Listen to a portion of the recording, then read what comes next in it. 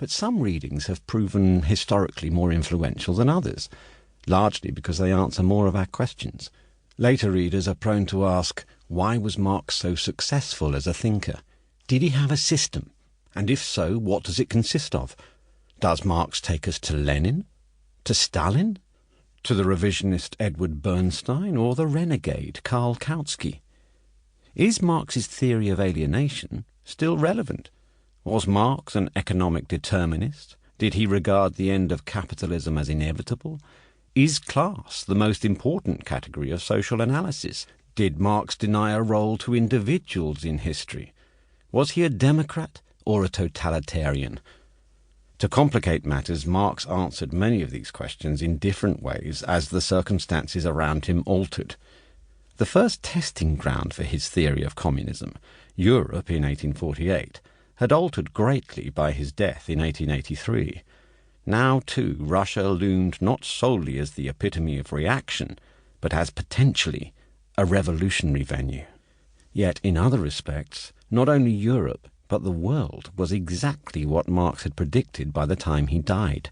He prophesied an evangelical, crusading capitalism which aimed to conquer the globe. His understanding of this process remains amongst the most compelling explanations ever offered.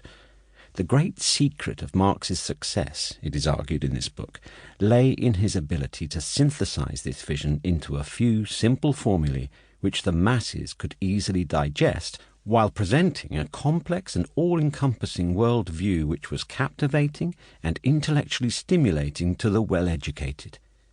No competitor succeeded in achieving this degree of comprehensiveness, or in provoking extraordinarily intellectual ecstasy and moral fervency that Marxism has often induced. The line between the popular and elite readings of Marx has often been deliberately maintained.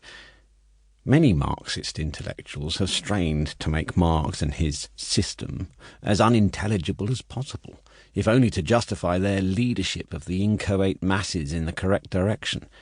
This is usually achieved by adopting tortuously obscure, convoluted, Hegelian phraseology, which renders Marxism a kind of Gnostic secret science accessible to only the few.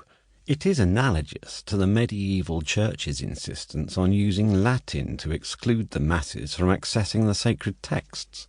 The seductiveness of incomprehensibility here has proven extraordinarily powerful. Words like dialectic and negation may pierce the veils of ignorance and dispel the superstitions of the many, but can also become weapons that defend unintelligibility.